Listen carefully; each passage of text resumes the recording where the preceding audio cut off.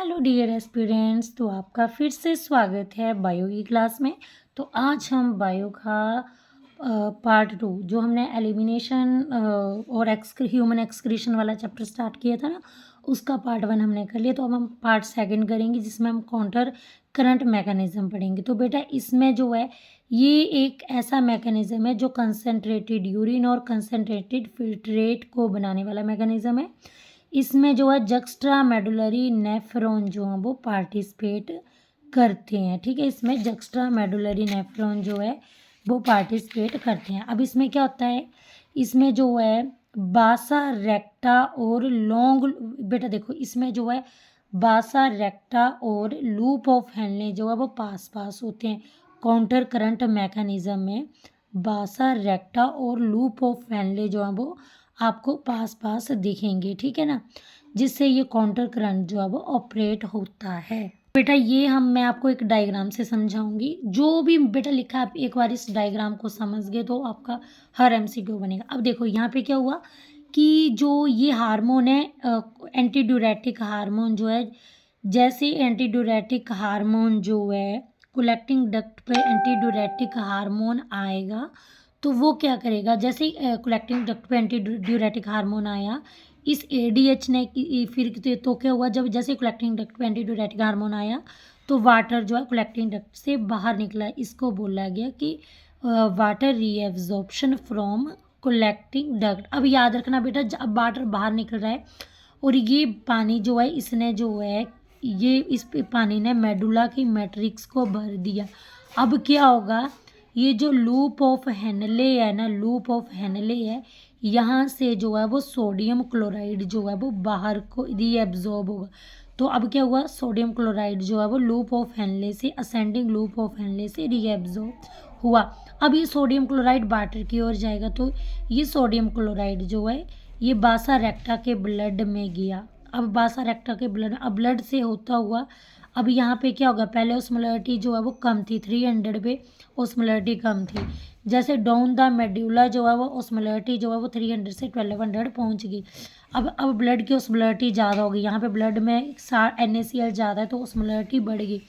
अब यहाँ पे ब्लड में NaCl ज़्यादा आपको पता है, तो जहाँ पे 60 वहाँ पे पानी, तो यहाँ पे क्या होगा, जो डिसेंडिंग लूप ऑफ हेनले है वहाँ से वाटर की क्या होगी, रीएब्जॉर्प्शन होगी और ये वाटर जो है ये यहाँ पे जाएगा।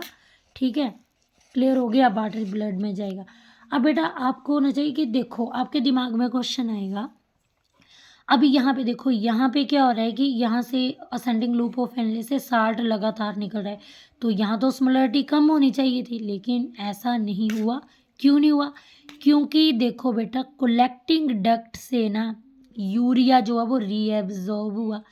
अब ये यूरिया जब रीएब्जॉर्ब हो या यूरिया पहुंचा लूप ऑफ हेनले में, अब यूरिया जो है वो असेंडिंग यूरिया जो है लूप ऑफ हेनले में पहुंचा और असेंडिंग लूप ऑफ हेनले से जो है ये यूरिया जो है फिर से कहाँ पहुंचेगा, कलेक्टिंग डक्ट में पहुंचेगा और कलेक्टिंग डक्ट से फिर यूरिया की रीएब्जॉर्प्शन होगी। तो बेटा यूरिया जो है इसकी जो ऑस्मोलरिटी का ग्रेडियंट है उसको मेंटेन रखता है। तो ये यूरिया जो है ना ये क्या करता है, ये यूरिया जो है ये असेंडिंग लूप ऑफ हेनले से जाता है डीसीटी में, डिस्टल कन्वोल्यूटेड ट्यूब्यूल है, डिस्टल कन्वोल्यूटेड ट्यूब्यूल से कलेक्टिंग डक्ट में, फिर कलेक्टिंग डक्ट से यूरिया रीएब्जॉर्ब होता है, फिर यहाँ पे लूप ऑफ हेनले में, फिर लूप ऑफ हेनले से असेंडिंग लूप ऑफ हेनले से डीसीटी में, डीसीटी से, तो इस तरह से जो है यूरिया जो है यहीं पे घूमता रहता है। तो इसी को बोलते हैं यूरिया रिसाइकलिंग। तो यूरिया जो है ना वो ऑस्मोटिक ग्रेडियंट को मेंटेन रखता है अलॉन्ग विद NaCl। तो बेटा अब हम इसकी काउंटर करंट मैकेनिज्म की 3 प्रोसेसेस को पढ़ेंगे। अब आपको डायग्राम समझ आ गई। तो बेटा पहली प्रोसेस क्या है, पहले बोला कि जो ascending limb of loop of Henle, ये ascending loop of limb of loop है ऑफ हेनले में क्या था, NaCl था, नमक था। अब ये नमक किससे एक्सचेंज हुआ, ये नमक कहाँ पे गया, तो असेंडिंग लूप ऑफ हेनले का नमक जो है वो एक्सचेंज होता है with descending loop of Henle में। कैसे, अब देखो ascending limb of loop of Henley का जो NaCl है वो एक्सचेंज होता है डिसेंडिंग लिम्ब ऑफ बासा रेक्टा के साथ। देखो ये ascending limb of loop of Henley, क्योंकि असेंडिंग मतलब ऊपर चढ़ना है ना, तो ये असेंडिंग लूप ऑफ हेनले का जो NaCl है, यहाँ से इसकी NaCl की रीएब्जॉर्प्शन होती है। अब ये NaCl किसके साथ एक्सचेंज होगा, ये जो नीचे को एरो होता है उसको बोलते हैं डिसेंडिंग, तो ये एक्सचेंज होगा, ये बासा रेक्ट है तो इसके साथ है NaCl एक्सचेंज होता है, ठीक है। यहाँ का NaCl यहाँ पे, यहाँ से असेंडिंग लूप ऑफ हेनले से जो है वो NaCl रीएब्जॉर्ब हुआ और डिसेंडिंग लिम्ब ऑफ वासा रेक्टा में NaCl गया, ठीक है ना। तो ये है पहली प्रोसेस। अब सेकंड पॉइंट में क्या हुआ, जो ब्लड की ऑस्मोलरिटी है ना, अब आपको मैंने बताया कि डाउन द मेडुला, अब आपने देखा था 300 पे क्या था ब्लड की, यहाँ पे क्या था ब्लड की ऑस्मोलरिटी जो थी वो कम थी। अब डाउन फिर अब जैसे जैसे ना डाउन द मेडुला क्या हुआ, ब्लड की ऑस्मोलरिटी जो है वो बढ़ जाती है, ठीक है।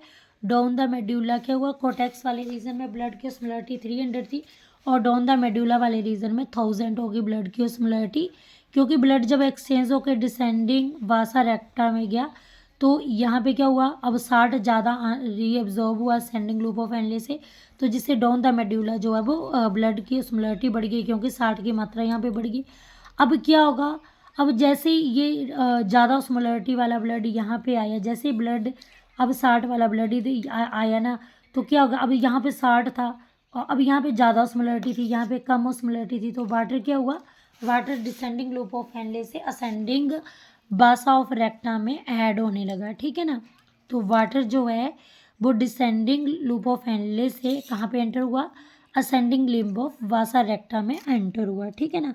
तो ये थी काउंटर करंट मैकेनिज्म की 3 प्रोसेसेस, ठीक है बेटा। कुछ नहीं है इसमें देखने में, ये बहुत पर एक बार आपको समझ आ गया तो ठीक है। तो हमने पहले डायग्रामेटिकली समझ लिया, तो इससे आपका और सिंपल लगा आपको ये। तो आगे यूरिन की कंपोजिशन, ठीक है ना। अब आपको पता है बेटा वाटर की रीएब्जॉर्प्शन कैसे, due to anti diuretic hormone.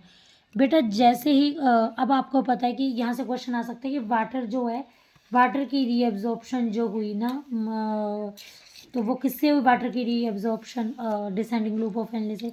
तो ये हुई कलेक्टिंग डक्ट में जो एंटी ड्यूरेटिक हार्मोन आया ना, उस एंटी ड्यूरेटिक हार्मोन ने क्या किया, कलेक्टिंग डक्ट में जैसे एंटी ड्यूरेटिक हार्मोन आया तो जिससे वाटर की रीएब्जॉर्प्शन हुई, ठीक है ना।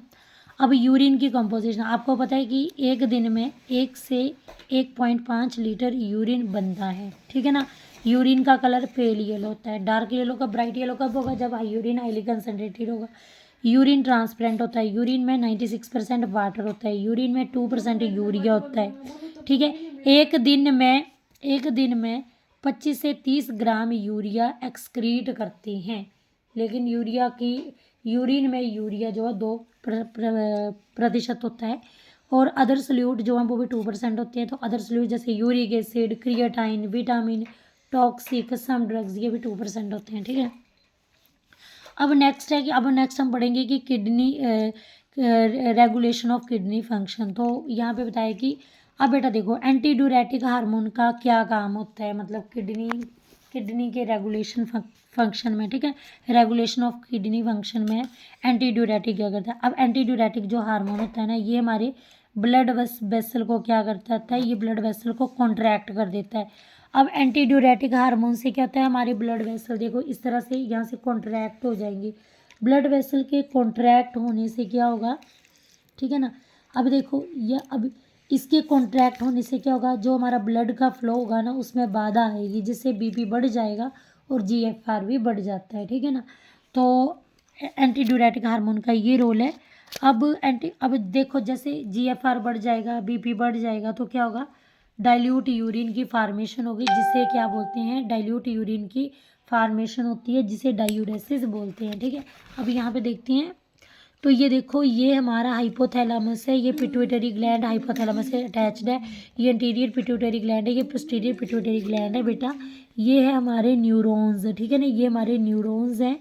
ये न्यूरॉन्स जो है ये एक्सोन और ये जो टर्मिनल एक्सोन की एंडिंग है, ये पोस्टीरियर पिट्यूटरी ग्लैंड में मतलब यहाँ पे होते हैं, ठीक है। पोस्टीरियर पिट्यूटरी ग्लैंड में, पोस्टीरियर पिट्यूटरी ग्लैंड को न्यूरोहाइपोफाइसिस भी बोलते हैं। पोस्टीरियर पिट्यूटरी ग्लैंड जो है वो एंटी ड्यूरेटिक हार्मोन को सीक्रेट करते हैं, मतलब जो आपका एंटी ड्यूरेटिक हार्मोन होता है वो पोस्टीरियर पिट्यूटरी यानी न्यूरोहाइपोफाइसिस में स्टोर होता है। ये जो है इसको ये देखो बेटे ये सेल बॉडी, इसको न्यूक्लियाई बोलते हैं। ये जो बहुत सारे ये जो न्यूरॉन, बहुत सारे न्यूरॉन्स के, इसको न्यूक्लियाई बोलते हैं, ठीक है। अब ये न्यूक्लियाई जो है एंटी ड्यूरेटिक हार्मोन सिक्रीट कहाँ से होता है, तो एंटी ड्यूरेटिक हार्मोन हाइपोथैलेमस में ये जो न्यूक्लियाई है ना न्यूरॉन के, यहाँ से सीक्रेट होता है, ठीक है ना। ओके, और ये क्या है, ओस्मो रिसेप्टर है, ठीक है ना। ये ओस्मो रिसेप्टर है, और ओस्मो रिसेप्टर जो है वो चेक करते हैं कंसंट्रेशन को कि कितना पानी प्रेजेंट है। ये चेक करते हैं ब्लड की फ्लूइड वॉल्यूम और आयनिक कंसंट्रेशन को। तो बेटा ये देखो, ये आपका हाइपोथैलेमस है। हाइपोथैलेमस में क्या होते हैं, ये न्यूक्लियाई होते हैं, ये दो न्यूरॉन्स हैं ना। तो इनका जो साइटोन वाला पार्ट है वो हाइपोथैलेमस में होता है, ठीक है। और एक्सोन वाला पार्ट जो इधर पोस्टीरियर टर्मिनल एक्सोन वाला पार्ट है, जहाँ पे जो न्यूरोहाइपोफाइसिस यानी पोस्टीरियर पिट्यूटरी ग्लैंड में होता है। और यहाँ ये जो न्यूरोहाइपोफाइसिस है ये रिलीज़ करता है एडीएच को, और ये जो है वो न्यूरोहाइपोफाइसिस या पोस्टीरियर पिट्यूटरी ये स्टोर करता है एडीएच को, ठीक है। तो अब हाइपोथैलेमस के न्यूक्लियाई से एडीएच रिलीज़ हुआ और एडीएच स्टोर का हुआ पोस्टीरियर पिट्यूटरी में। अब हाइपोथैलेमस के साइड जो है वो ऑस्मो रिसेप्टर होते हैं। अब ये ऑस्मो रिसेप्टर चेक करते हैं ब्लड फ्लूइड वॉल्यूम को और आयनिक कंसंट्रेशन को, यानी कि ऑस्मोलरिटी को चेक करते हैं, ठीक है। अब क्या होता है कि ये एडीएच क्या करते हैं, एडीएच जो है वो बॉडी के fluid volume, they decrease the body fluid volume और ब्लड फ्लूइड वॉल्यूम, ठीक है ना। तो ये डिक्रीज़ करते हैं, एडीएच का क्या रोल है, ये डिक्रीज़ करते हैं बॉडी फ्लूइड वॉल्यूम को, ठीक है। अब बेटा जो जैसे ही बॉडी एडीएच से क्या होता है कि बॉडी फ्लूइड वॉल्यूम जो है वो कम होगा, ठीक है। बॉडी फ्लूइड वॉल्यूम या ब्लड फ्लूइड वॉल्यूम ये कम होगा, जिससे क्या होगा, ओस्मो रिसेप्टर्स जो हैं वो स्टिमुलेट हो जाएंगे। ओस्मो रिसेप्टर स्टिमुलेट हो जाएंगे तो हाइपोथैलेमस भी स्टिमुलेट होगा और एडीएच रिलीज़ हो जाएगा न्यूरोहाइपोफाइसिस से, ठीक है। अब बेटा देखो, अब ये जो ओस्मो रिसेप्टर है ना, ये जैसे ओस्मो रिसेप्टर जैसे स्टिमुलेट हुए, ठीक है। तो मैंने बताया ये ओस्मो रिसेप्टर स्टिमुलेट हुए तो हाइपोथैलेमस भी स्टिमुलेट होगा, और हाइपोथैलेमस जैसे स्टिमुलेट होगा तो न्यूरोहाइपोफाइसिस से एडीएच जो है वो रिलीज़ हो जाएगा। अब ये एडीएच क्या करेगा, ठीक है, ये एडीएच क्या करेगा, ये एडीएच जो है वो पहले क्या करेगा, ये हमारे वैसो कंस्ट्रिक्टर करेगा, यानी कि हमारे ब्लड वेसल्स को नैरो कर देता है, ठीक है। अब ब्लड वेसल्स नैरो हो जाएगा जिससे ब्लड का फ्लो रुक जाएगा, बीपी बढ़ जाएगा, बीपी के बढ़ने से ग्लोमेरुलस फिल्ट्रेट रेट भी बढ़ जाएगा, ठीक है। और क्या होगा, अब ये एडीएच से दूसरा क्या होगा, एडीएच क्या करेगा, ये जो डिस्टल कन्वोल्यूटेड ट्यूब्यूल है या फिर कोलेक्टिंग डक्ट है, डिस्टल कन्वोल्यूटेड ट्यूब्यूल है, कोलेक्टिंग डक्ट है, यहाँ से सोडियम क्लोराइड और वाटर का क्या होगा, रीएब्जॉर्ब होगा, ठीक है ना। तो डिस्टल कन्वोल्यूटेड ट्यूब्यूल और कलेक्टिंग डक्ट्स क्या होगा, NaCl वाटर का रीएब्जॉर्ब होगा, ठीक है ना। तो ये क्या करता है, ये यूरिन से ना वाटर का लॉस भी रोकता है। जो हमारा यूरिन होता है, यूरिन से वाटर का लॉस रोकता है, ठीक है। फिर क्या होगा, और ये डायूरेसिस को भी रोकता है। तो बेटा एंटी ड्यूरेटिक हार्मोन जो है वो डीसीटी और कलेक्टिंग डक्ट से जो है वो NaCl वाटर का रीएब्जॉर्प्शन करता है। ये हमारे यूरिन से वाटर लॉस को रोकता है, यानी कि ये डायूरेसिस को भी रोकता है। अब रास क्या है, रास का मतलब है रेनिन। अब देखो बेटा, एडीएच के दो काम थे, एडीएच जो न्यूरोहाइपोफाइसिस ने रिलीज़ किया, एडीएच जो है ये क्या करता है, ब्लड वेसल को कॉन्ट्रैक्ट करता है जिससे ब्लड का फ्लो में ऑब्स्ट्रक्ट आता है, बीपी बढ़ता है, जीएफआर बढ़ता है, ठीक है। और दूसरा काम करता है ये सीडी और जो डीसीटी से जो सोडियम क्लोराइड और वाटर के रीएब्जॉर्प्शन को स्टिमुलेट करता है, जिससे ये डायूरेसिस को भी रोकता है, जिससे यूरिनेशन के टाइम जो है वो पानी का ज़्यादा लॉस नहीं होता है। अब रास का फुल फॉर्म है रेनिन एंजियोटेंसिन एल्डोस्टेरोन सिस्टम, ठीक है। तो बेटा ये देखो, ये जक्स्ट्रा ग्लोमेरुलर सेपरेटस, यहाँ पे देखो ये ग्लोमेरुलर है, ये क्या है, ग्लोमेरुलस है, और ग्लोमेरुलस के पास ही ये क्या है, अफरेंट आर्टरियोल है, ठीक है ना।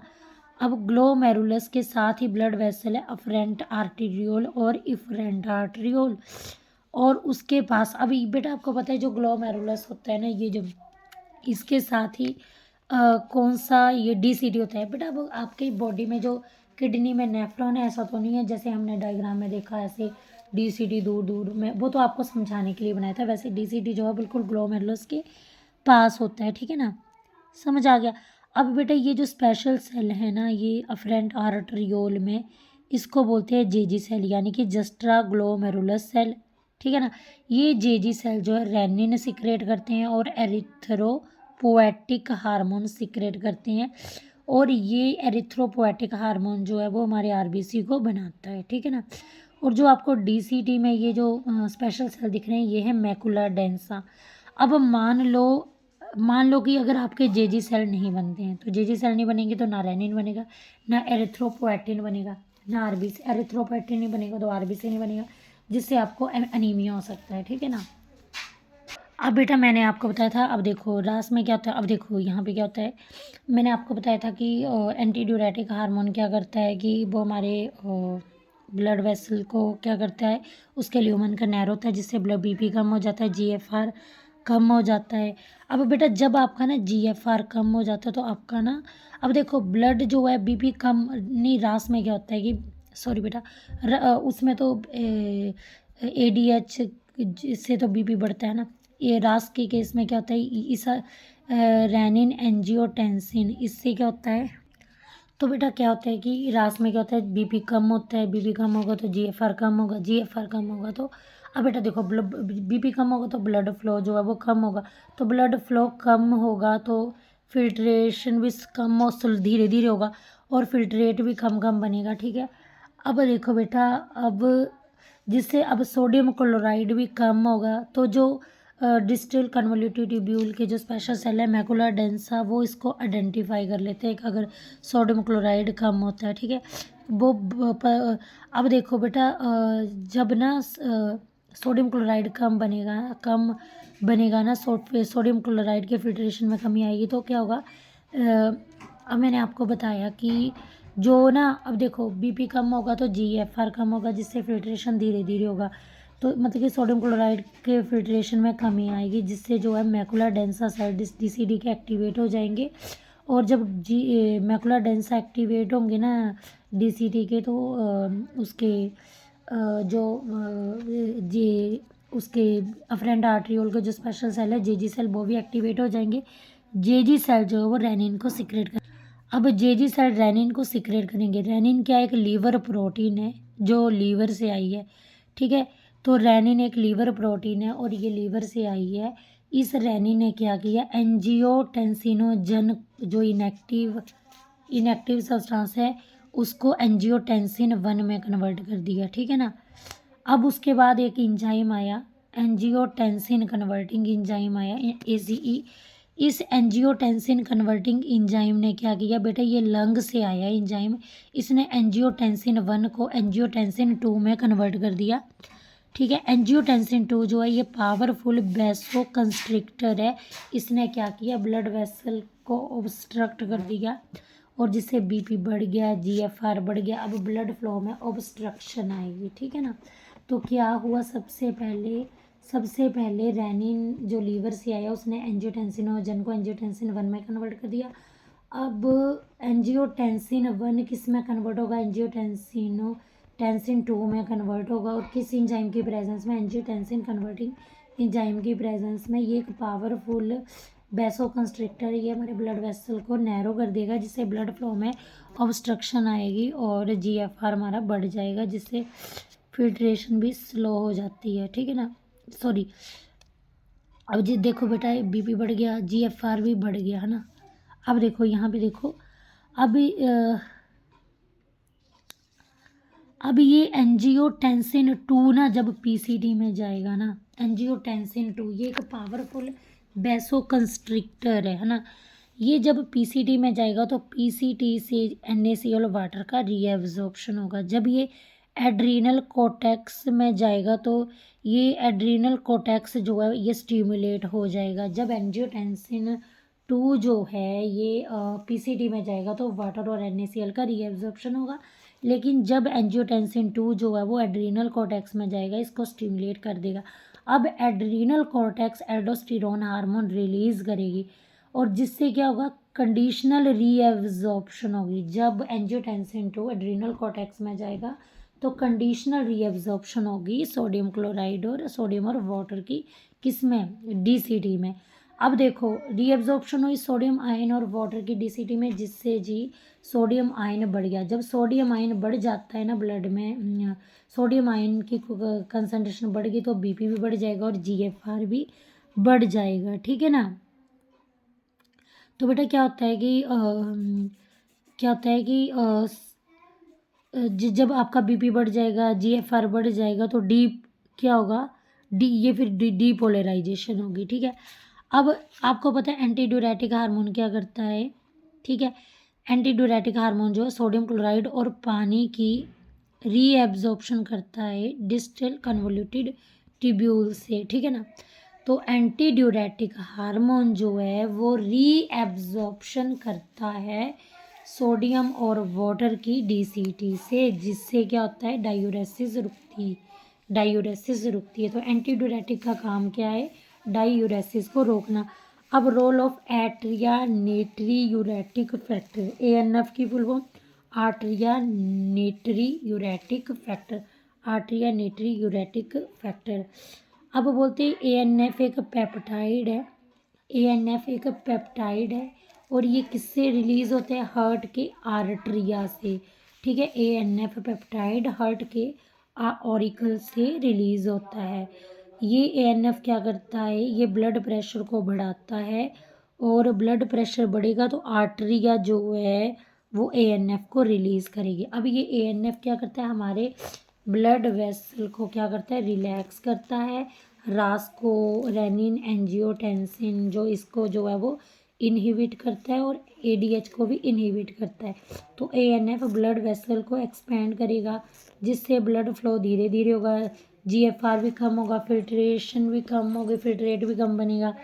ये रास को भी स्टॉप कर देता है, यानी कि इस अब रास क्या कर रहा था, बीपी कम कर रहा था, GFR कम कर रहा था, जिससे धीरे धीरे तो ये रास को भी कम कर देता है जिससे फिल्ट्रेशन फास्ट होगा, ठीक है ना। अब ब्लड का फ्लो फास्ट होगा। देखो बेटा अगर बीपी कम होगा, रास को अगर इनहिबिट कर दिया, अब बीपी बढ़ गया, GFR भी बढ़ गया, अब ब्लड जल्दी जल्दी फ्लो करेगा, फिल्ट्रेट भी ये, अब इससे क्या होगा और ये ADH को सप्रेस कर देगा जिससे डायूरेसिस होगा, मतलब डाइल्यूट। अब देखो ये ADH को ANF जो है वो ADH को सप्रेस कर देता है, ठीक है, जिससे डायूरेसिस होगा। जैसे जो ना ज़्यादा कॉफ़ी टी या अल्कोहल लेते हैं ना तो उनका क्या होता है, उनका जो ADH है वो काम करना जो है वो बंद कर देता है, जिससे क्या होता है, उनको डायूरेसिस की प्रॉब्लम हो जाती है, ठीक है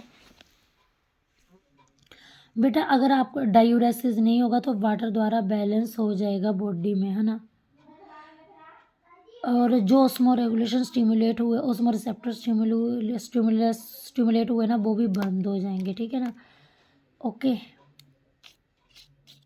अब बेटा जो चाय कॉफ़ी कंज्यूम करते हैं उनका ADH जो है वो सप्रेस हो जाता है डायूरेसिस के द्वारा, ठीक है। अब हम इनके MCQ करेंगे। एक एडल्ट ह्यूमन जो है वो कितना यूरिन एक दिन में एक्सक्रीट करता है, 1 से 1.5 लीटर। अब एक एवरेज मैन जो है वो एक दिन में कितना यूरिया एक्सक्रीट करता है, 25 से 30 ग्राम। ग्रेडियंट बनता है मेडुला में, across medulla cause by NaCl and urea. आपको मैंने बताया था ना जो यूरिया जो है वो कलेक्ट, जैसे ADH जो है वो कलेक्टिंग डक्ट पे आता है तो कलेक्टिंग डक्ट से यूरिया का रीएब्जॉर्प्शन होता है। वो यूरिया जो है वो असेंडिंग लिम्ब ऑफ लूप पढ़ने में जाएगा, वहाँ से वो DCT में जाएगा, फिर DCT से कलेक्टिंग डक्ट में जाएगा और वहीं पर घूमता रहेगा, ठीक है। तो ये ग्रेडियंट जो है वो मेडुला में बनता है और ग्रेडियंट 300 से 1200 ओस्मोलरिटी पर लीटर ग्रेडियंट, मिली ओस्मोलरिटी पर लीटर ग्रेडियंट बनता है, ठीक है। तो ये ग्रेडियंट जो है वो NaCl और यूरिया द्वारा बनता है। डॉन द मेड्यूला जो है, अब देखो कोटेक्स में 300 था और मेडुला डोन द मेडुला 1200 हो गया। तो ये ग्रेडियंट डोन द मेडुला जो है वो 4 टाइम्स इसने ऑस्मोलैरिटी को बढ़ाया बाय मेंटेनिंग ऑस्मोटिक ग्रेडियंट, ठीक है। ANF जो है, अभी ये ANF मैकेनिज्म हमने पढ़ा था आर्ट्रिया, ANF की फुल फॉर्म क्या है, आर्ट्रिया नेटरी यूरेटिक फैक्टर। ये NF जो है वो एक चेक है, चेक के रूप में काम करता है on the rennin angiotensin mechanism में।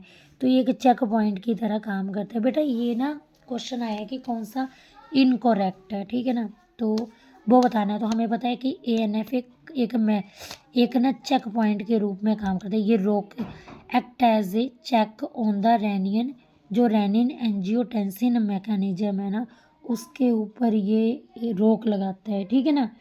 तो देखो ये देखो चेक मतलब इनहिबिट याद रखना। तो ये देखो ये रास रेनिन एंजियोटेंसिन मैकेनिज्म है उसको इनहिबिट करता है कौन, ANF। तो ये ठीक है। अब आगे बोला है कि एंजियोटेंसिन जो 2 है वो एक पावरफुल डायलेटर है। बेटा हमने पढ़ा था ना वो पावरफुल बेजो कंस्ट्रिक्टर, जब ब्लड वेसल कंस्ट्रक्ट हो जाएगी ब्लड का फ्लो रेस्ट्रिक्ट हो जाएगा जिससे BP भी बढ़ेगा और GFR भी बढ़ेगा। तो बाकी तो ठीक है लेकिन यहाँ पे बेजो कंस्ट्रिक्टर आना था, तो ये स्टेटमेंट गलत है। ADH जो है वो वाटर की रीअब्जॉर्प्शन करता है फ्रॉम लेटर होता है कि डिस्टल, लेटर होता है दूर, है ना, पीछे वाली जो डिस्टल पार्ट ऑफ ट्यूब्यूल से। तो ADH क्या करता है, ADH क्या करता है, जब ADH कलेक्टिंग डक्ट में ADH आता है वो क्या करता है फिर वाटर का रीअब्जॉर्ब होता है, ठीक है, सॉरी ADH क्या करता है वाटर का रीअब्जॉर्ब, ADH जैसे ही आता है CD में तो वाटर का रीअब्जॉर्ब होता है DCD से और ADH जो है वो डायूरेसिस को रोकता है। एल्डोस्टेरोन कैसे होता है, तो aldosterone cause reabsorption of sodium और वाटर। तो एल्डोस्टेरोन क्या करता है कि वाटर और सोडियम आयन की रीअब्जॉर्प्शन जो है वो कहाँ से होती है, डिस्टल ट्यूब्यूल से, ठीक है ना। तो वाटर और सोडियम आयन डिस्टल ट्यूब्यूल से जो वाटर और सोडियम आयन जो है DCD से जो निकलते हैं वो किसके द्वारा निकलते हैं, एल्डोस्टेरोन से, ठीक है, क्लियर हो गया। तो एल्डोस्टेरोन जो है, तो ये देखो बेटा ये मैंने आपको बताया था एंजियोटेंसिन 2 क्या करता है, ये एड्रीनल कोटेक्स को स्टिमुलेट करता है। एड्रीनल कोटेक्स क्या करता है, ये एल्डोस्टेरोन रिलीज करती है जिससे जो है DCD से सोडियम और वाटर का रीएब्जॉर्प्शन होता है जिससे BP बढ़ता है, GFR भी बढ़ते हैं। तो ये मैंने बताया था। तो बेटा आपने ना मैं सिर्फ MCQ तो ऐड किए कि आपको पता लगे कि क्वेश्चन कैसे आ सकता है, तो आपको थोरोली पढ़ना पड़ेगा। अब आगे ह्यूमन किडनी जो है वो यूरिन प्रोड्यूस करती है ना, तो वो नियरली 4 टाइम कंसनट्रेट होता है देन इनिशियल फिल्ट्रेट। हमने पढ़ा था ना कोटेक्स में 300 थी ऑस्मोलैरिटी और फिर डाउन द मेडुला 1200 होगी। तो ह्यूमन की किडनी जो यूरिन प्रोड्यूस करती है वो 4 गुना ज़्यादा होता है इनिशियल फिल्ट्रेट से, जब 4 गुना मोर कंसनट्रेट होता है देन इनिशियल फिल्ट्रेट से। अब बोलते हैं fill in GFR activate JG cell to release. अच्छा अब ये जो एक, तो बेटा यहाँ पे देखो ये जो है ना मैकुला डेंसा सेल, ये किसके हैं, मैकुला डेंसा सेल होते हैं, DCD की स्पेशल सेल होते हैं, DCD की वॉल में स्पेशल सेल होते हैं। अब ये क्या करते हैं JG को एक्टिवेट करते हैं। JG जो है वो रेनिन रिलीज़ करते हैं। रेनिन जो है एक लीवर से आया इंजाइम है जो कि इनएक्टिवेट स्टेट को एक्टिवेट स्टेट में, मतलब कि ये एंजियोटेंसिनोजन को एंजियोटेंसिन में 1 में कन्वर्ट करता है। एंजियोटेंसिन 1 जो है ACE इंजाइम जो लंग से आता है उसकी प्रेजेंस में ये एंजियोटेंसिन 2 को कन्वर्ट करता है। तो बेटा ये मैकेनिज्म है, तो आपने याद रखना GFR जो है वो JG सेल को एक्टिवेट करेगा, ठीक है ना, GFR क्लियर हो गया। GFR जो है ये JG को क्या करता है, ये एक्टिवेट करता है, ठीक है ना, ठीक है ना।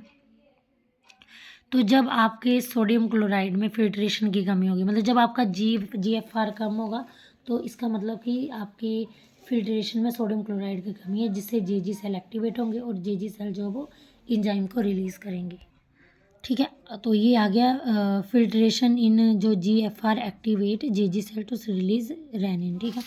अब which favour the formation of large quantity of dilute urine, तो बेटा कौन है जो large quantity of dilute urine को की फॉर्मेशन करता है, ठीक है ना। तो देखो बेटा ANF आर्टेरियल नेट्रोयूरेटिक फैक्टर जो है वो ये ADH को सप्रेस करता है। ADH सप्रेस होगा तो डायूरेसिस होगी।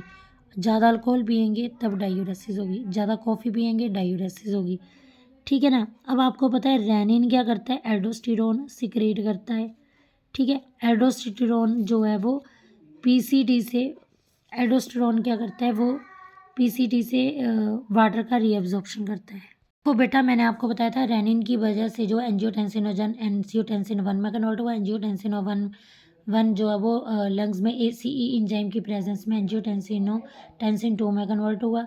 अब एंजियोटेंसिन 2 जो है ये एड्रीनल कॉर्टेक्स को स्टिमुलेट करता है, वहाँ पे जाता है, उसको स्टिमुलेट करता है जिससे एल्डोस्टेरोन हार्मोन रिलीज होगा और DCT से सोडियम और वाटर का रीअब्जॉर्ब होगा। अब ये सोडियम आयंस बढ़ जाएंगे, BP बढ़ जाएगा, GFR बढ़ जाएगा। तो ये है बेटा, याद रखना, यहाँ से देखो क्वेश्चन। तो मैंने क्या बोला कि रेनिन एल्डोस्टेरोन को सीक्रेट करेंगे जिससे Na और वाटर का रीअब्जॉर्प्शन होगा, DCT से Na और वाटर का रीअब्जॉर्प्शन होगा और PCT से और वाटर का रीअब्जॉर्प्शन होगा। अब हम पढ़ेंगे role of other excretory organ in excretion. तो बेटा स्किन जो है ना उसमें हमारी सिबेशियस ग्लैंड होती है, ऑयल ग्लैंड होती है।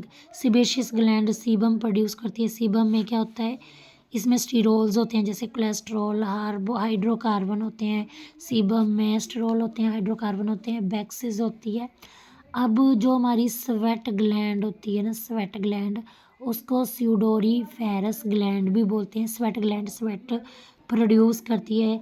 अब ये स्वेट हमारे बॉडी टेम्परेचर को रेगुलेट करता है, ये एक्सक्रीशन में रोल करता है। हमारे स्वेट में पानी है, साल्ट है, यूरिया है और लैक्टिक एसिड है। पानी है, नमक है, साल्ट में यूरिया है और लैक्टिक एसिड है, ठीक है।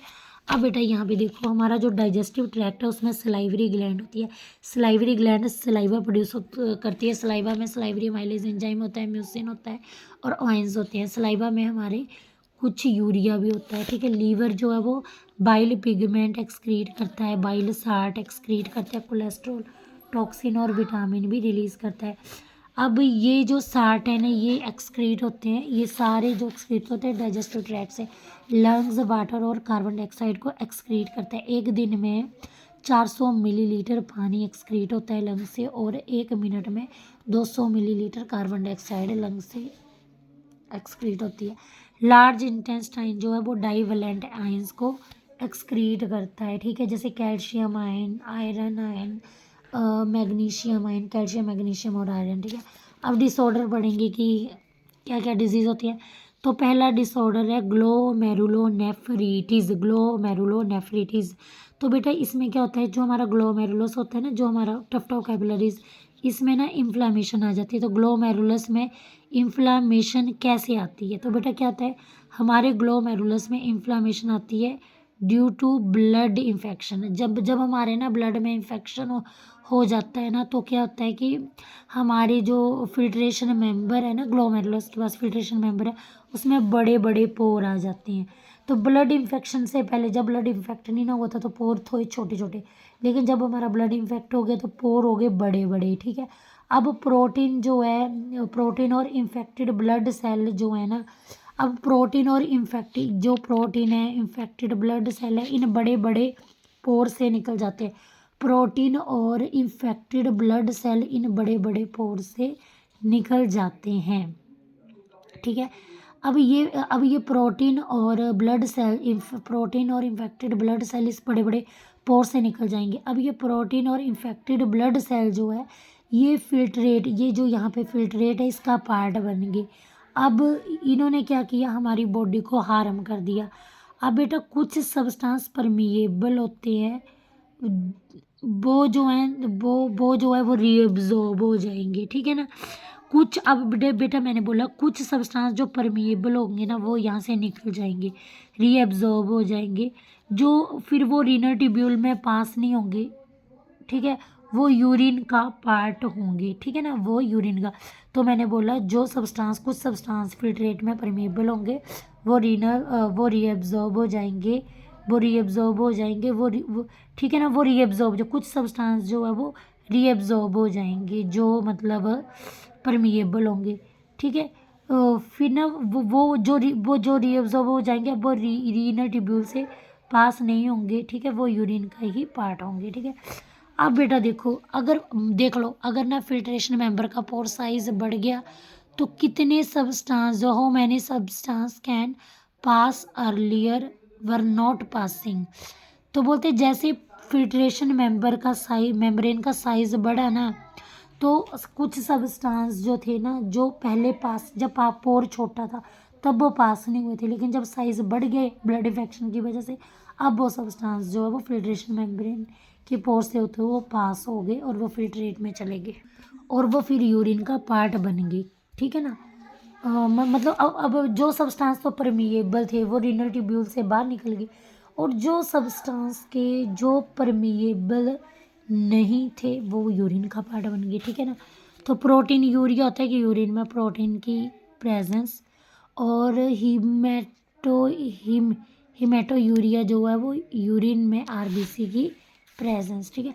अब सेकंड डिसऑर्डर है किडनी स्टोन, जिसको रीनल होती है किडनी, कैलकुली स्टोन, है ना, किडनी में स्टोन। तो बेटा जब किडनी के अंदर कैल्शियम 60 यानी कि कैल्शियम ऑक्सालेट की फार्मेशन होती है, ठीक है ना। अभी बेटा ये स्टोन ना रीनल पेल्विस वाले एरिया में बनते हैं, और ये यूरेटर्स को, यूरेटर पता है ना, यूरेटर जो होता है, दो यूरेटर होती, हमारी किडनी में यूरेटर पेयर में होते हैं, और वो यूरेटर यूरिनरी ब्लैडर में खुलते हैं, यूरिनरी ब्लैडर। तो बेटा वैसे तो ये जो कैल्शियम 60 है, कैल्शियम ऑक्सालेट है, ये किडनी में इसका फार्मेशन होता है, ये हमारे जो है यूरेटर को ब्लॉक कर देते हैं, ठीक है ना। जो स्टोन जो होते हैं वो रीनल पेल्विस एरिया में बनते हैं, कहाँ पे बनते हैं, जो स्टोन रीनल पेल्विस एरिया में बनते हैं और हमारे यूरेटर को ब्लॉक कर देते हैं। अब ग्लाइकोस यूरिया क्या होता है, ठीक है। तो यूरिन के अंदर ग्लूकोज की प्रेजेंस, ग्लाइकोस यूरिया, यूरिन के अंदर ग्लूकोज की प्रेजेंस, और कीटोन यूरिया, यूरिन के अंदर कीटोन बॉडी की प्रेजेंस, ठीक है ना। तो बेटा यूरिन में ग्लूकोज की प्रेजेंस और यूरिन में कीटोन बॉडी की प्रेजेंस, इससे जो है वो डायबिटीज़ मेलिटस, ये डिसऑर्डर, ये जो डायबिटिक पेशेंट होते हैं ना, जिनको डायबिटीज़ मेलिटस डिसऑर्डर होता है, उनमें उनके यूरिन में ग्लूकोज और कीटोन बॉडी देखने को मिलती है। आप देख रहे हैं जो प्रेग्नेंट फीमेल होती है उनमें भी, उनके यूरिन में भी ग्लूकोज और कीटोन बॉडी की प्रेजेंस देखने को मिलती है, और जो ना बड़े लंबे टाइम तक फास्टिंग करते हैं उनके यूरिन में भी कीटोन बॉडी और ग्लूकोज देखने को मिलता है, ठीक है ना। तो अब बेटा देखो, अब आगे है डायबिटीज़ के सिम्टम क्या है, आपको पता है डायबिटीज़ पे सिम्टम है पोलीयूरिया। ये जो पर्सन होता है वो फ्रिक्वेंटली यूरिनेशन करता है, उसको बार बार यूरिन आता है। और दूसरा सिम्टम है पोलीडिप्सिया, इसमें जो बार बार यूरिन आएगा, पानी बार बार डिहाइड्रेशन होगी, तो जिससे पोलीडिप्सिया होता है, थ्रस्ट बढ़ जाती है ना। डायबिटीज़ 2 टाइप की होती है, डायबिटीज़ इंसिपिडस और डायबिटीज़ मेलिटस। इंसिपिडस जब आप एडीएच की अब्सेंस में ही डायबिटीज़ इंसिपिडस होता है, इसमें पोलीयूरिया मतलब फ्रिक्वेंटली यूरिनेशन आता है। डायबिटीज़ इंसिपिडस में पोलीडिप्सिया होता है, एक्सेसिव थ्रस्ट आती है, बट नो कीटोन्यूरिया और ग्लाइकोस यूरिया। लेकिन जो है डायबिटीज़ इंसिपिडस में ग्लूकोज, यूरिन में आपको कीटोन बॉडी और ग्लूकोज नहीं देखने को मिलता है, ठीक है। इसमें सिर्फ फ्रिक्वेंटली यूरिनेशन और एक्सेसिव थ्रस्ट ही आता है। अब डायबिटीज़ मेलिटस जो वो 2 टाइप का होता है, type 1 type 2। Type 1 insulin dependent है, और टाइप 2 जो है वो इंसुलिन डिपेंडेंट नहीं है, वो non insulin dependent diabetes mellitus है। Type 1 insulin dependent diabetes mellitus है, जिसको IDDM भी बोलते हैं। अब बेटा ये क्या करता है, इसमें क्या होता है कि ऑटोइम्यून डिसऑर्डर होता है, मतलब कि आपकी खुद की जो इम्यूनिटी होगी ना, आपके खुद के अपने ही सेल की एनिमी बन जाएगी, ठीक है। इम्यूनिटी क्या करेगी, वो इंसुलिन सिक्रीटिंग सेल जो होते हैं ना, पेनक्रियास के जो बीटा सेल होते हैं ना, आपकी इम्यूनिटी ना अपने ही पेनक्रियास के बीटा सेल को डिस्ट्रॉय कर देगी, ठीक है ना, समझ आ गया। और इसमें क्या होता है कि ये तो आपको पता है कि ये इंसुलिन डिपेंडेंट डायबिटीज़ मेलिटस है, ये non insulin dependent diabetes mellitus है। इसमें ऑटो इम्यूनिटी डिसऑर्डर होता है, मतलब कि सेल इम्यून सिस्टम खुद ही अपने सेल को डिस्ट्रॉय कर देता है, मतलब बीटा सेल ऑफ पैनक्रियास को डिस्ट्रॉय कर। इसमें सेल जो है वो गेट रेजिस्टेंट, ठीक है ना। तो अब क्या होगा कि सेल जो है वो गेट रेजिस्टेंट, है ना, ठीक है। तो सेल जो है इसमें सेल जो है इसमें सेल रेजिस्टेंट होते हैं। अब इसमें जो है जीन्स में चेंजेस, ओबिस जो जीन्स में चेंज आता है, ओबिसिटी के पेशेंट जो होते हैं ओल्ड एज में जो है वो non insulin dependent diabetes mellitus होता है। और इसमें जो है सेल जो है इंसुलिन उठाना जो है वो बंद कर देते हैं, ठीक है, समझ आ गया। अब आगे है क्या होता है बेटा कि ये देखो, ये आपका मान लो ये जैसे ना, ये इंसुलिन जो है ये एक लीवर सेल है ना, लीवर सेल है, ठीक है, जिसको कि हिपैटोसाइट्स बोलते हैं, ठीक है। जब आपका इंसुलिन लीवर सेल के पास जाता है ना, ये इंसुलिन, ये देखो ये इंसुलिन लीवर सेल के पास जाता है, तो ये लीवर सेल से कहता है कि ब्लड से ग्लूकोज उठाओ। इंसुलिन लीवर सेल में गया और बोलेगा लीवर को कि ब्लड से ग्लूकोज। अब ये ब्लड वेसल है, ये ब्लड से ये देखो ना, यहाँ पे देखो बेटा, ये मैंने डायग्राम बनाई है, ये ब्लड सेल है, ये लीवर सेल हिपैटोसाइट्स है। अब क्या होगा कि इंसुलिन ना इस हिपैटोसाइट यानी लीवर सेल के पास जाएगा, ठीक है, यहाँ से जाएगा और बोलेगा क्या बोलते हैं, बोलेगा इंसुलिन लीवर सेल के पास जाता है, तो लीवर सेल को बोलता है कि लीवर सेल ब्लड से ना ग्लूकोज को उठाओ और ग्लाइकोजन में कन्वर्ट करो। अब लीवर सेल ने भी क्या किया, इंसुलिन के कहने से ब्लड से ग्लूकोज उठाया और उस ग्लूकोज को ग्लाइकोजन में कन्वर्ट कर दिया। देखो ये जी जी जी बीच में बॉन्ड है, अब ये ग्लाइकोजन बन गया, ठीक है ना, समझ आ गया।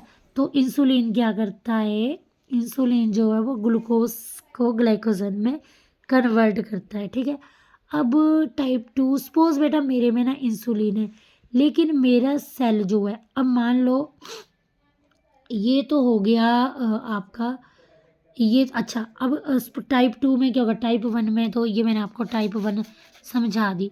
अब टाइप 2 में क्या होगा, मैंने बोला था कि सेल गेट रेजिस्टेंट। अब सेल गेट, मान लो इमेजिनेशन करो कि मेरे में इंसुलिन है, लेकिन मेरा सेल जो है ना, मेरा लीवर सेल जो है वो अब इंसुलिन की बात नहीं मान रहा है, वो ग्लूकोज को ग्लाइकोजन में कन्वर्ट नहीं कर रहा है, ठीक है। मेरा जो लीवर सेल है वो इंसुलिन की बात नहीं मान रहा है, वो ब्लड को नहीं बोल रहा है कि ग्लूकोज को ग्लाइकोजन में कन्वर्ट करो। तो इसका मीन्स मैं ये बोलूँगी कि अब मेरा सेल रेजिस्टेंट हो गया है, कि मेरा सेल जो है वो इंसुलिन के कहने पे ग्लूकोज को ग्लाइकोजन में कन्वर्ट नहीं कर रहा है। अब मेरा सेल इंसुलिन को उठाना जो है वो बंद कर देगा, ठीक है, समझ आ गया। तो ये था टाइप 2, तो ये है सेल रेजिस्टेंट, ठीक है। और इंसुलिन डिपेंडेंट में मैंने बता दिया, जिसमें इंसुलिन की प्रेजेंस में ग्लूकोज ग्लाइकोजन में कन्वर्ट हो जाता है, ठीक है। अब आगे क्या होता है, अब बेटा डायबिटीज़ में क्या होता है, ब्लड शुगर बढ़ जाता है, तो अब किडनी जो है वो एक्सेस ग्लूकोज यूरिन में एक्सक्रीट करेगी, जिससे बंदे को ग्लाइकोस्यूरिया, पर्सन को ग्लाइकोस्यूरिया हो जाता है, ग्लाइकोज यूरिया हो जाता है, ठीक है ना। तो अब बेटा देखो क्या होता है कि अगर मान लो, अब आपको पता है कि मैंने बताया कि इंसुलिन क्या करता है, ब्लड के ग्लूकोज को लीवर सेल में लेके ग्लाइकोजन में कन्वर्ट कर देता है, जिससे अब मान लो कि अब इंसुलिन नहीं है, तो अब इंसुलिन नहीं है तो इंसुलिन कैसे, अब जो है किडनी जो है अब ग्लूकोज ग्लाइकोजन में कन्वर्ट नहीं होगा, जिससे क्या होगा कि अब जो है ग्लूकोज ग्लाइकोजन में कन्वर्ट नहीं होगा, तो किडनी जो है वो ज़्यादा ग्लूकोज एक्सक्रीट करेगी यूरिन में, ठीक है, किडनी ज़्यादा ग्लूकोज एक्सक्रीट करेगी यूरिन में, जिससे पर्सन को ग्लाइकोस्यूरिया हो जाता है, ठीक है ना, समझ आ गया। तो मैंने बोला कि अगर इंसुलिन नहीं है तो ग्लाइकोजन भी नहीं बनेगा, जिससे ब्लड में ग्लूकोज की क्वांटिटी ज़्यादा बढ़ जाएगी और ग्लाइकोज यूरिया हो जाएगा, ठीक है, समझ आ गया। अब आगे मान लो कि ब्लड में ग्लूकोज की कंसेंट्रेशन जो है वो 4.5 से 5 मिली मोलर है, लेकिन अगर कंसेंट्रेशन इस 5 मिली मोलर से बढ़ गई तो इंसुलिन क्या करेगा, ग्लूकोज को ग्लाइकोजन में कन्वर्ट कर देगा। लेकिन मान लो अब इस कंडीशन में इंसुलिन नहीं है तो किडनी जो है इस ग्लूकोज को बाहर फेंक देगा, ठीक है ना, थ्रू इट आउटसाइड। क्लियर हो गया। अब मान लो ग्लाइकोजन नहीं है, अब ग्लाइकोजन नहीं है तो फैट नहीं बनेंगे तो प्रोटीन नहीं बनेगी। अब क्या होगा कि फैट से प्रोटीन नहीं बनेगा, फैट का होगा पार्शियल ऑक्सीडेशन, क्योंकि ग्लाइकोजन नहीं है। तो अब ग्लाइकोजन नहीं है तो प्रोटीन कैसे बनेगी, तो फैट का होगा पार्शियल ऑक्सीडेशन से फैट के पार्शियल ऑक्सीडेशन से कीटोन बॉडी बनती है। कीटोन बॉडी जो है ये जब यूरिन में कीटोन बॉडी की जब यूरिन में प्रेजेंट पाई जाती है तो उस पर्सन को कीटोन्यूरिया हो जाता है। अब बेटा प्रेग्नेंट जो फीमेल होती है ना उसमें ना बॉडी के अंदर केमिकल रिएक्शन बड़ी तेज़ी से होती हैं, जिससे ग्लाइकोजन जो है वो टूट जाते हैं, डिप्लीट हो जाते हैं, मतलब। और अब ग्लाइकोजन जो है वो टूट जाएगा। अब ग्लाइकोजन टूट जाएगा, फैट की भी डिप्लीशन होगी, मतलब ग्लाइकोजन नहीं होगा तो फैट, जिससे प्रोटीन नहीं बन पाएगी, जिससे कीटोन्यूरिया होगा। अब बेटा फीमेल में हार्मोन्स बढ़ेगा, हार्मोन्स जो है ज़्यादा रिलीज़ होगा, जिससे ब्लड शुगर बढ़ेगा, जिससे ब्लड में ग्लूकोज ज़्यादा पाया जाएगा, ग्लाइकोजन की डिप्लीशन भी ज़्यादा पाई जाएगी, ठीक है ना। अब क्या होगा, प्रोलॉन्ग फास्टिंग से क्या होगा, कीटोन्यूरिया कीटोन बॉडी ज़्यादा बनती है। डिसऑर्डर 3 में 3 कौन सा, यूरीमिया होता है कि यूरिया का एक्यूमुलेट होना, ब्लड के अंदर यूरिया का जमा होना ड्यू टू किडनी डैमेज, ठीक है ना। बोलते हैं कि जब किडनी डैमेज होता है ना तो जो यूरिया होता है ना वो ब्लड में एक्यूमुलेट होने लगता है। अब इसके 2 सोल्यूशन है। पहला सोल्यूशन है हीमोडायलाइसिस बोलते हैं आर्टिफिशियल किडनी, ठीक है। और दूसरा सोल्यूशन है किडनी ट्रांसप्लांट, ठीक है ना। तो बेटा जो अब किडनी ट्रांसप्लांट के लिए जो डोनर होता है ना वो या तो आपका फैमिली मेम्बर होना चाहिए या आपका कोई क्लोज रिलेटिव होना चाहिए, उसी से आपकी किडनी मैच हो जाती है। अच्छा, अब बोला है कि मान लो बेटा जब डोनर जो है जब डोनर की किडनी ना, अब मान लो मेरी मान लो किडनी डैमेज हो गई और मेरे को किसी रिलेटिव ने, किसी से, मेरी फैमिली मेम्बर से किडनी मैच हो गई। अब वो अपनी किडनी जो वो है हमारी बॉडी को देगा, तो हमारा इम्यून सिस्टम जो है ना वो डोनर किडनी को उस किडनी को ना फॉरेन पार्टिकल समझेगा और वो उसको ना रिजेक्ट कर देगा, जिससे क्या होगा कि जिससे हमारी डेथ भी हो सकती है। तो इस केस में ना किडनी ट्रांसप्लांट के टाइम ना पर्सन को इम्यूने सप्रेसेंट पर रखा जाता है। उस टाइम पे हमारा इम्यून सिस्टम जो है वो काम करना बंद कर देता है। बेटा इम्यूने सप्रेसेंट एक ऐसी ड्रग है जो मतलब उसको कोर्टिसोल बोलते हैं, वो पर्सन को दी जाती है ताकि पर्सन जो है वो धीरे धीरे किडनी को एक्सेप्ट करे। अब मैं आपको बताती हूँ हीमोडायलिसिस कैसे होती है। मान लो ये पर्सन है और ये पर्सन की बाजू में रेडियल आर्टरी है, ठीक है। अब रेडियल आर्टरी से ये ब्लड जो है ये ना, अब हम क्या करेंगे, ये रेडियल आर्टरी से ब्लड लिया और इस ब्लड को 0 डिग्री सेल्सियस पे ठंडा किया और फिर हमने इस ठंडे ब्लड में हेपरिन डाला। हेपरिन एक एंटीकोएगुलेंट है जो ब्लड को कोएगुलेट नहीं होने देता है। अब हमने ब्लड को पास किया इस आर्टिफिशियल किडनी में, तो ये ट्यूब्स जैसी क्या है, ये सेलोफेन की ट्यूब है, ये खोखली ट्यूब है। ये किसके अंदर डिप है, ये देखो, ये डायलाइसिंग फ्लूइड है, ये सेलोफेन ट्यूब इस डायलाइसिंग फ्लूइड के अंदर डिप है, ठीक है ना। अब क्या हुआ, अब जो है, अब ये जो ब्लड है ना, ठीक है ना, अब क्या किया, 1 मिनट। तो बेटा मैं क्या बोल रही हूँ दोबारा से समझो। ये पर्सन है, ये पर्सन की बाजू में ये रेडियल आर्टरी आपको देखने को मिलेगी। यहाँ से रेडियल आर्टरी से ब्लड को निकाला। अब ब्लड जो है 0 डिग्री सेल्सियस पे ठंडा किया और उसमें, क्योंकि बेटा 0 डिग्री सेल्सियस में ठंडा किया, फिर हमने हेपरिन डाल दिया। हेपरिन एक एंटीकोएगुलेंट है, ये ब्लड को जमा नहीं होने देता, कोएगुलेट नहीं होने देता है, ठीक है ना। क्योंकि ब्लड को जैसे आप बाहर लेके आओगे तो वो कोएगुलेट हो जाएगा, उसको कोएगुलेट होने से पहले उसमें हमने एक हेपरिन डाल दिया जो कि एक एंटीकोएगुलेंट, और इसको 0 डिग्री सेल्सियस पे ठंडा करके तब हेपरिन डाला। अब ये एक ट्यूब जो कि जिसे बोलते हैं सेलोफेन ट्यूब, ये सेलोफेन ट्यूब, इस सेलोफेन ट्यूब में आपको छेद लगे होते हैं और ये सेमी परमिएबल होती है, ये सेमी परमिएबल होती है। लेकिन इस ट्यूब सेमी परमिएबल जी ये जिसको अलाउ करेगी वही अंदर या बाहर जा सकता है, पर इसमें से इस ट्यूब से प्रोटीन पास नहीं हो सकती है, ठीक है। अब क्या इस ब्लड में जो इम्प्योरिटी होगी ना वो, अब जो ये डायलाइसिंग फ्लूइड, अब ये ट्यूब जो है सेलोफेन की ट्यूब, ये डायलाइसिंग फ्लूइड में डिप कर देनी है, ठीक है। डायलाइसिंग फ्लूइड जो होगा ना इसकी कंसंट्रेशन जो है वो प्लाज्मा के कंसंट्रेशन के इक्वल रखनी है, और इसमें जो है ना कोई भी बेस्ट ऐड नहीं करना है, ठीक है ना। अब क्या होगा कि कंसंट्रेशन ग्रेडियंट की वजह से जो है वो बेस्ट पार्टिकल्स जो है वो इस सेलोफेन ट्यूब से बाहर चला जाएगा। अब आपने इस ब्लड को गर्म करना है, एंटी हेपरिन इसमें डालना है, गर्म करना है, और फिर इस ब्लड को आपने क्या करना है, रेडियल बीन, जो रेडियल बीन है उससे द्वारा बॉडी में भेज देना, ये प्यूरीफाई ब्लड। तो इसमें ये बोला कि सेलोफेन ट्यूब जो है वो पोरस होती है, सेमी परमेबल होती है, इसमें से इस ट्यूब से प्रोटीन जो है वो पास नहीं हो सकती है।